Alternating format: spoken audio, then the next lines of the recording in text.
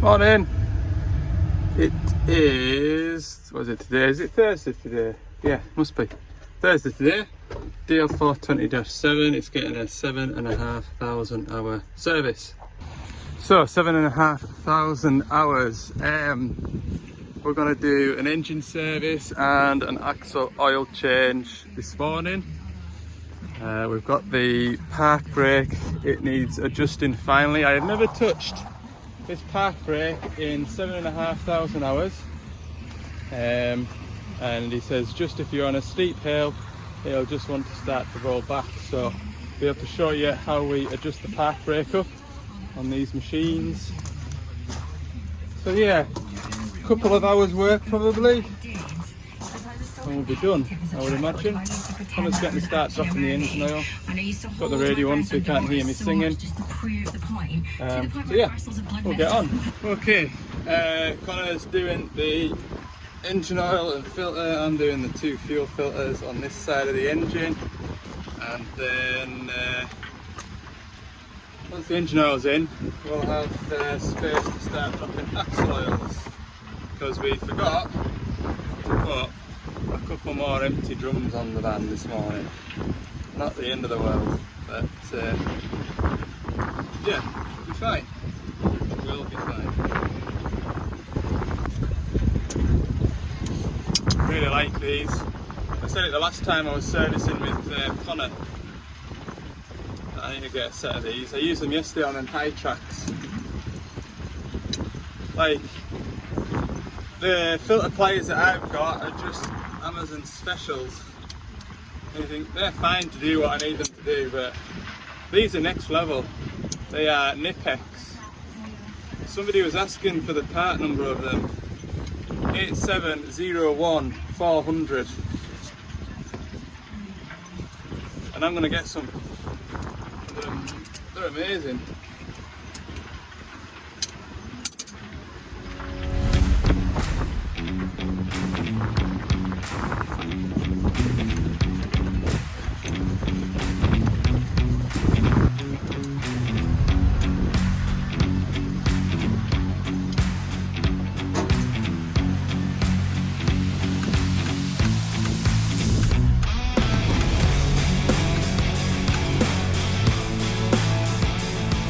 Doing the back axle oil. What a good lad. That's the service complete, bar the back axle and the front axle. Okay. Alright, so we are all done. All we've got left to do is adjust the park brake. So that's your park brake there. That's your park brake caliper. It is spring applied hydraulic released, so we've got the engine running. The bucket is on the floor, the machine cannot roll anywhere. And what we need to do is loosen that 27mm hex nut, that's the locking nut, and then screw the Allen key in the way. Now what I do is I screw it all the way into the stop and then back it off 3 turns, and that's generally somewhere nearby.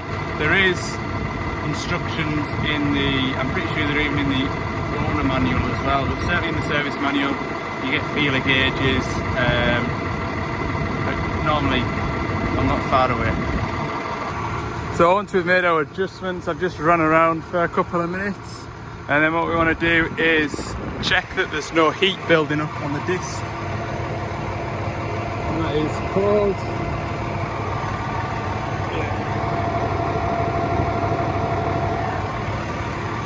if you over adjust it,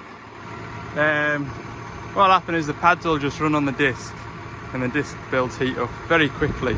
I've done it before where I thought I've got it right, gone for a little run, come back, and yeah, there's been a lot of smoke coming out from underneath the cab. So yeah, you do have to be careful, but that is holding on a hill. I'll go and run it up a bank of stone now. There we go, up on a heath.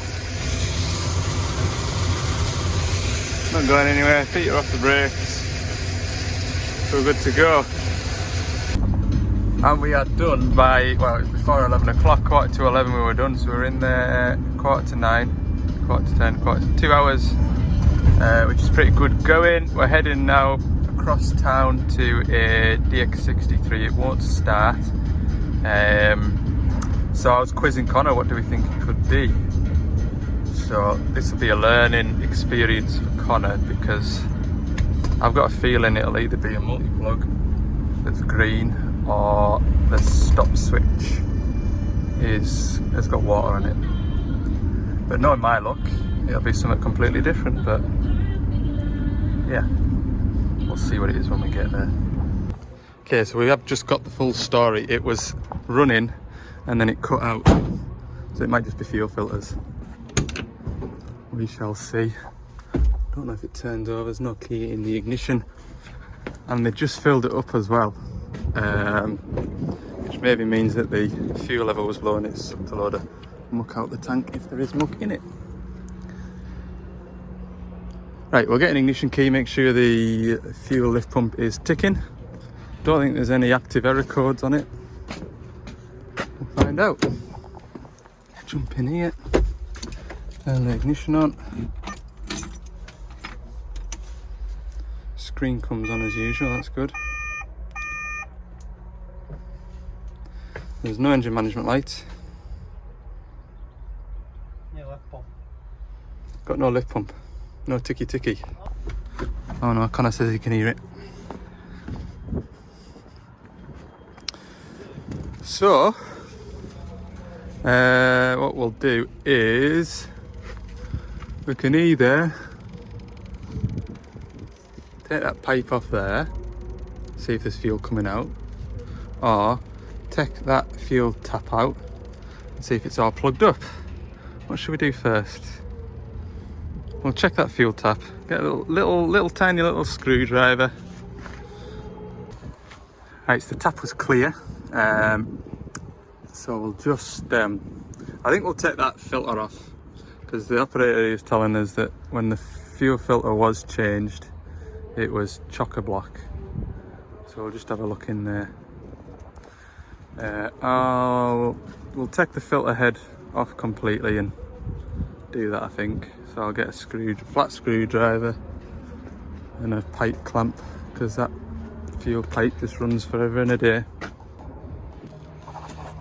Yeah, all that brown stuff there is what's came out of this filter. And you can see it's manky. So I'll have that filter changed. Thankfully the next job we're going to has these filters, so I'll have to go back to the yard before we go to the next job. But we've got filters for it, we'll fire them on it, and we'll get it started. Swing the machine around, and there's a tap underneath the fuel tank, underneath that cover there, and we'll see if we can drain any stuff off it. The operator was saying that it had a couple of water and fuel lights on it as well, which is drained off, so yeah, probably really wants a tank off and swilled out. It's locked at the minute. Okay, so we've got two new filters on it. Taking the pipe off that goes to the pump, pumped a load of diesel through, which pulls the diesel through, but also makes sure that we've got enough fuel to feed the high pressure pump. Hopefully we haven't done any damage up here, the injectors, or any damage here. So what we'll do is we'll see if it'll crank up now, see if it'll fire. Give it a go. Not looking good. That should have gone by now. So I think we've got injector problems. It is just like that 85 that I went to with poisoned fuel. Injectors will be stuck open. We're just pulling the metering unit out just now. I remember the last time I worked one of these engines that had bad fuel through it, I was told to look for any, there's like a gauze on the end of it, look for any metal filings, any glitter on there. I haven't got my laptop diagnostic tool for these engines. The stuff's all in the van up at Dumfries, because it'd be handy to know if it's making real pressure. I've got a feeling it isn't, and all four injectors are stuck open.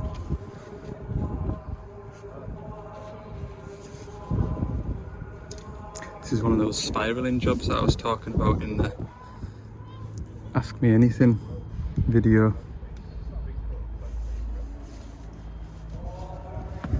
Just a gentle pull, it should pop out, it's just an O-ring that's holding it. There we go, look, metal filings everywhere. Can you see? That pump's gubbed, injectors are gubbed. It is shot. The plastic barrels just condensate the same as steel. No, they're a bit better plastic.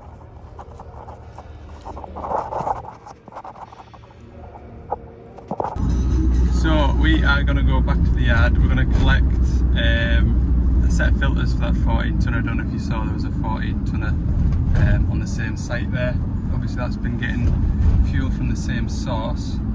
The water and fuel bowl did look clean, but obviously it'd be a good idea just to put a fresh set of filters on that. So we're going to grab filters for that and then top up the filters that we've just used on that digger, because they were out the same filter kit for the digger that we're going to be going to next. So I'm just going to do that. Yeah, I need to start pricing up parts for that 63. Feeling this machine so far I know has been pretty good, has it? Mm-hmm. Yeah. I'd love to help, but there's only space for one of us. I should probably do it. Connor's doing the driving. He should have a bit of time off. Okay, we're just bleeding the fuel up on this one now, and that'll be that. Yeah, both filters were immaculate really.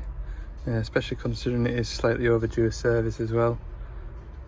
Yeah, nothing unusual, which is good to see. Good to see. Okay, so we've skipped that 85 service. Well, we've done it, we've completed it, but I've just saved you the filter spinning content. Next job, which just came in, that was going to be our last job of the day. It's 3:30, sun's shining, early finish, everybody's happy. DX19, another one that was running and has now cut out. The customer's put an inline fuel filter on it and a normal filter, like a filter on it. Still can't get it to go. So we're going to go and get a look at that. And then that'll be the end of the day, hopefully. What a marvellous day it is though, look. Absolutely tremendous. Right, so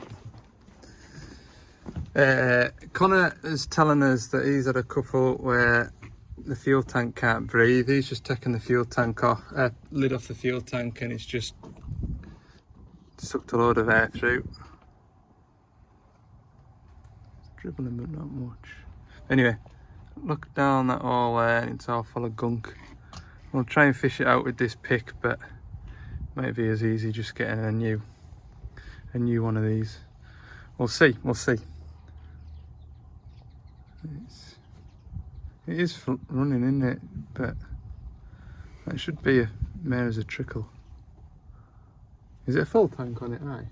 Yeah. Connor's giving it CPR. Anyway, we'll get this fished out because this isn't pumping anything at the minute. Just strip this bulb primer down. You see that muck in there? This is the outlet side. I'll try and clean that up.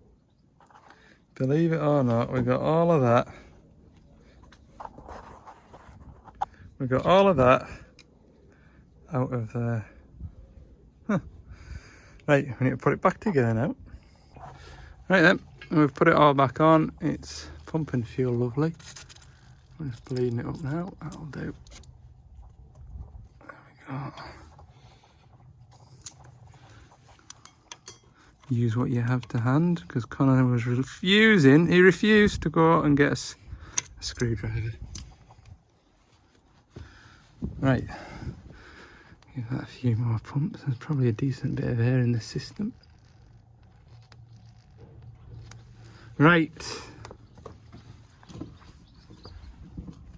Go and see if it'll kindle. Ah, he's taking the keys. Have you got a mini digger key? Oh, look. Connor had it. Cheeky little bastard. He let me walk into the digger cab.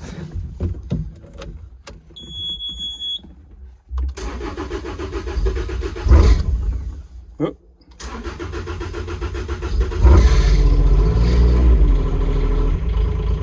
He was also trying to get it fired up with full revs on.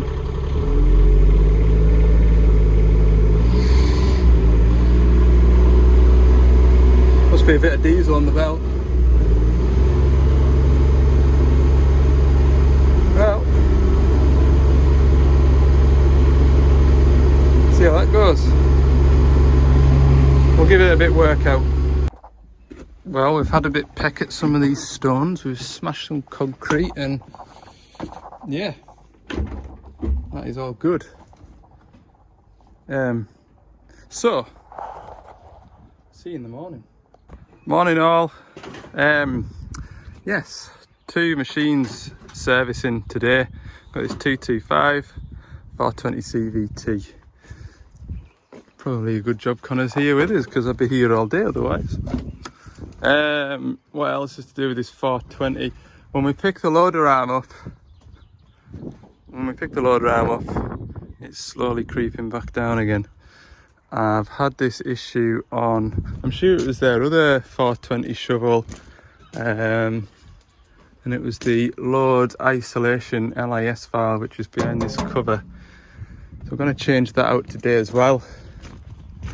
But yeah, this is an engine service, 500-hour engine service, and another axle oil change. We did that other 420 earlier in the week. We did that in decent time. Was that yesterday? That was yesterday, wasn't it? Yeah, it was yesterday. So we did that in 2.5 hours. So we'll both work on this servicing, and then I think Connor will jump onto that one, service that while I put the load isolation valve on this. We've done in record time. And then we're going to have a run up to HQ. I'm going to pick up a little caddy van, I think. Take that home with us tonight. Yeah. But unfortunately, Mercedes are shut on Monday. Because it's bank holiday today, it's a bank holiday Friday. That's something I'll say as well, because a lot of people, when I work a bank holiday, I always get a lot of people saying, oh, why don't you take time off, spend time with your family, it's bank holiday. We don't get bank holidays off, we just get those days in our holiday entitlement. So yeah, we get those holidays in our entitlement. So that's why we work bank holidays. If I wanted to take the time off, I could do, but I'm gonna have the weekend with everybody anyway, and I quite like working a bank holiday because we're at this quarry today. We've got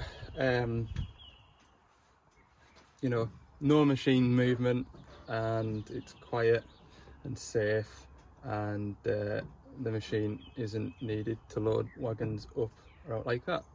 So it's a good day to get jobs like this done, and I get to take my bank holidays as and when I want, which suits me fine.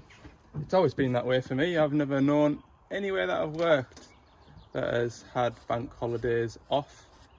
I don't know whether it's just a plant thing, but yeah, whenever I work bank holiday, I always get questions, why are you working bank holiday? Are you hungry for the cash? Right, get some gloves on, and I think Connor did the engine oil side of it last time, so I'll let him do that. I'll do the fuel filters.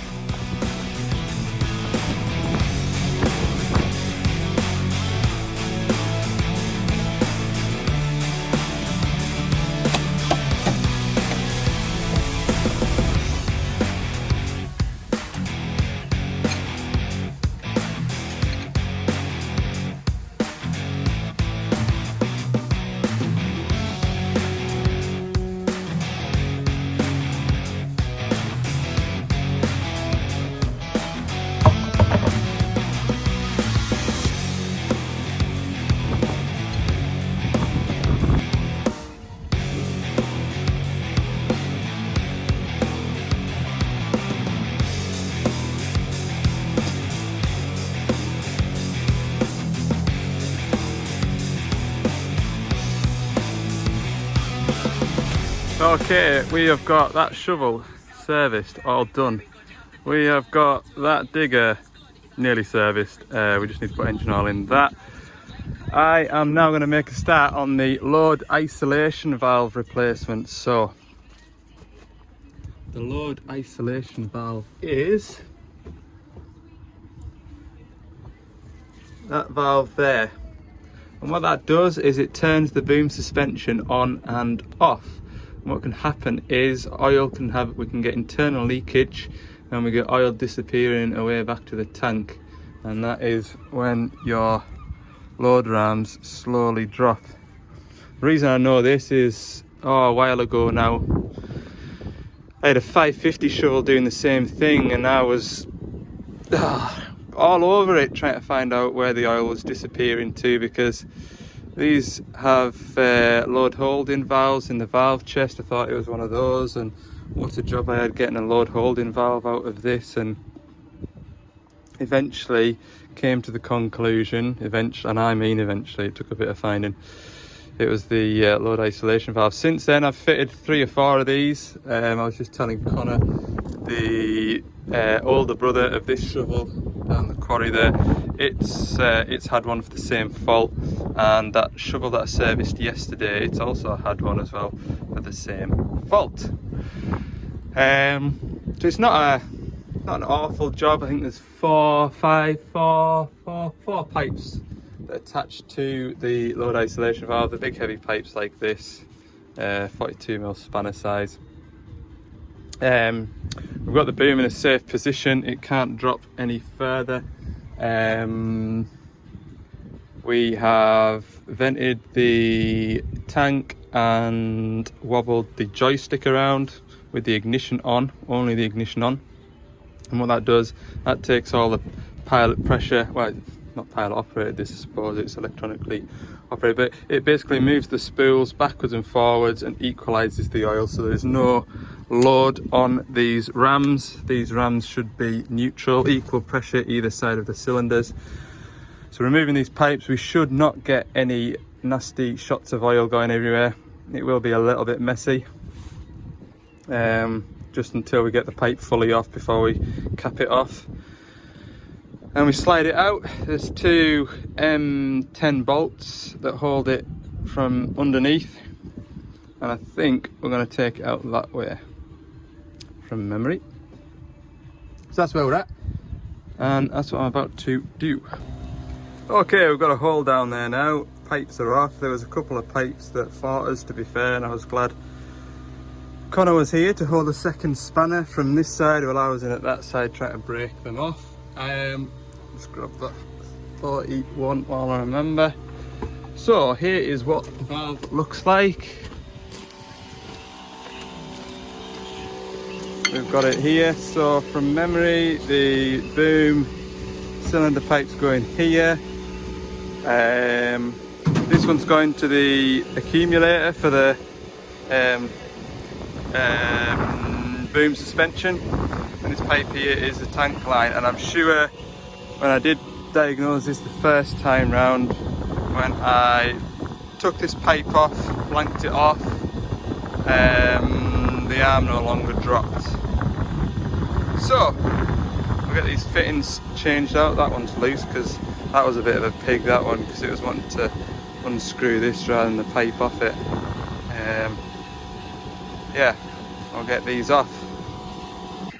Okay, we've got the fittings swapped over. Well, the fittings are handy to get to. Made sure all the threads are clean, so I've got the best chance of getting the 4 pipes started. Just got to lift it in without any drama. All the O-rings are present, they're clean, they're good. Fittings should be in the right place. It's only that one there, and it was just ever so slightly not quite 90 degrees, so fingers crossed it'll go on a treat. It's in, it's on, it's piped up, it's plugged in, it is ready to go. That was a tinker to get over there, because that is, for me reaching in through there, it's like on the palm of your hand, so you've got all that leverage and you're trying to push it up. One thing getting it out of there, another thing getting it back in. Anyway, it's on, it's done. Definitely don't think it would have gone in this way. I'm pretty sure once upon a time I've tried to do it that way because that's even further to reach. I'll leave this front plate off, start it up, lift the boom up and make sure it doesn't drop. It will need to fill the accumulator again, so it might settle, but it shouldn't drop any further. Connor's doing a sterling job. He's tracked that 20 tonner back down to where it lives, and he's tidying up now. So we'll be out of here. It is 10 to 1ish, something like that. I thought we'd be out of here by 2:30, so we've done remarkably well. See what it does. Well, the load ram isn't dropping. What we need to do is cycle the hydraulics at idle speed all the way at the top, all the way at the bottom.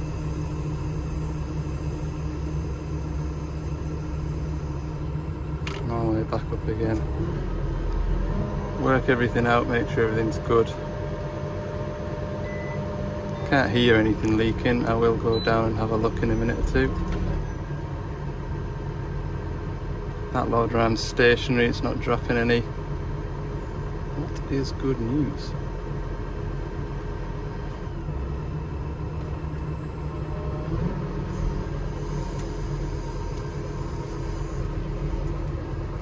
We'll set the bucket back over like this.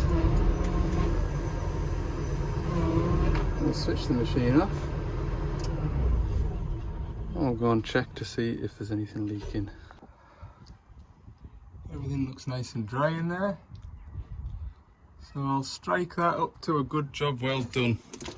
Right, we'll just grab a little whiz popper, put this face plate back on. And it'll be time for lunch, which I am ready for. I was just saying to Connor, I am hungry now.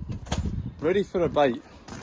Okay, so what we're going to do is we'll just go for a drive around, make sure that the boom suspension works. That's what we've been working on.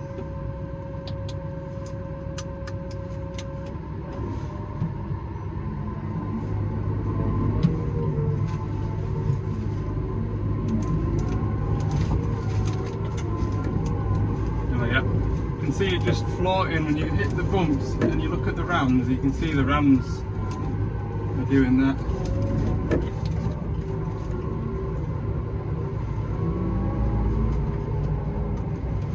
That's a lovely job, well done. Pleased with that.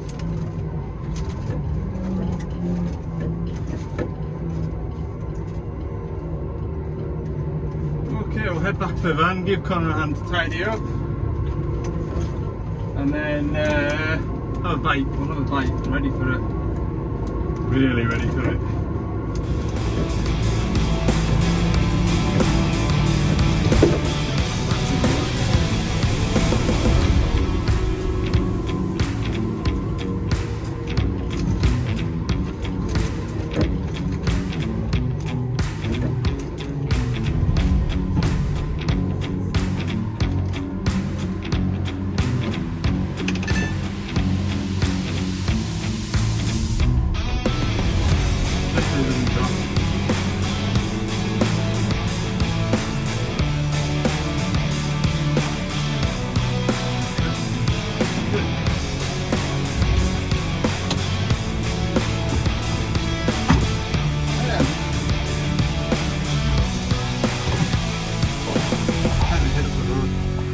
Right then, we're up at Castle Douglas, and here's my new whip. It's like a, how do you describe it? Small. I'm gonna have this for the weekend, and then I think there's gonna be a spare medium-sized van for us on Tuesday. So on Tuesday I need to go up to where my van is, collect. I need to come up to Dumfries to get tools out of my van. So I'm going to collect a medium-sized van from Dumfries depot, and then I'll have a larger van to put tools into. So this is getting us home and out and about, and yeah, it's a proper like diagnostics size van. Just go out and do the diagnostics and then let the bigger vans come and do the repairs. Good job I've got my shovel services out the way, I would say. Right, anyway, thanks for watching this video. I'm going to tootle back home to sunny Cumbria. It's rained ever since we came across the border. You'll never believe it.